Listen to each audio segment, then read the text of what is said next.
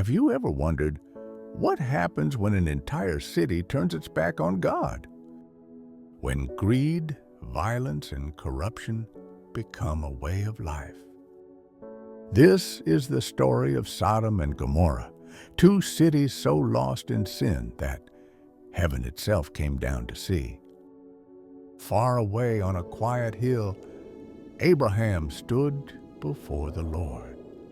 God said, The outcry against Sodom and Gomorrah is great. Their sin is very grievous. I will go down and see if what they've done is as bad as the cry that has reached me. Abraham's heart trembled. Lord, he said, Will you destroy the righteous with the wicked? He pleaded again and again. What if there are 50 righteous, 45, 40, 30, 20, even 10? And the Lord answered, If I find 10 righteous people in the city, I will not destroy it. But there were not even 10. That evening, two angels arrived at the gates of Sodom. They looked like weary travelers, dusty from the road, but their faces shone with a light not of this world. At the city gate sat Lot, Abraham's nephew. Seeing them, he rose quickly, bowed low, and said, My lords, please, come to your servant's house. Wash your feet. Spend the night. You can continue your journey in the morning. At first they said, No, we will spend the night in the square. But Lot insisted, and they followed him home. That night, he baked unleavened bread, and they ate together as the city grew dark and restless. Before they went to sleep, the men of the city, both young and old, surrounded Lot's house. They shouted, Where are the men who came to you tonight? Bring them out, so that we may know them. Lot rushed outside, shutting the door behind him.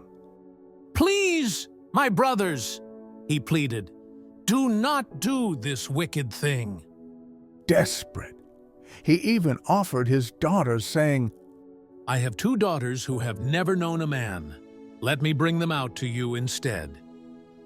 But they mocked him. Get out of our way. This man came here as a foreigner. Now he acts like a judge. They pushed forward, ready to break the door down. Then the angels reached out, pulled Lot inside, and struck the men with blindness. The mob groped in the dark, stumbling, unable to find the door. The angels turned to Lot and said, Do you have anyone else here? Sons, daughters, or sons-in-law? Get them out of this place, for we are about to destroy this city. The Lord has heard the cries of its evil, and he has sent us to destroy it. Lot ran through the night, knocking on doors, calling out, Hurry! Get up! Leave this city! The Lord is about to destroy it! But his sons-in-law laughed. They thought he was joking. At dawn, the angels urged Lot again. Hurry! Take your wife and your daughters, or you'll be swept away. Lot hesitated. So the angels grabbed their hands and led them out of the city. For the Lord was merciful. As they fled, one angel said, Run for your lives. Don't look back. Don't stop anywhere in the plain. Flee to the mountains, or you'll be destroyed. Lot pleaded, Please, my lord, I can't make it to the mountains. Disaster will overtake me and I will die. Look, there's a small town nearby. Let me flee there. Very well, run quickly, for I can do nothing until you reach it. The sun was just rising over the land when Lot reached Zoar. Then the Lord rained down fire and brimstone, burning sulfur on Sodom and Gomorrah. The ground shook. The sky turned red and gold. Flames consumed the cities, and smoke rose like a great furnace over the plain. But as they fled, Lot's wife looked back.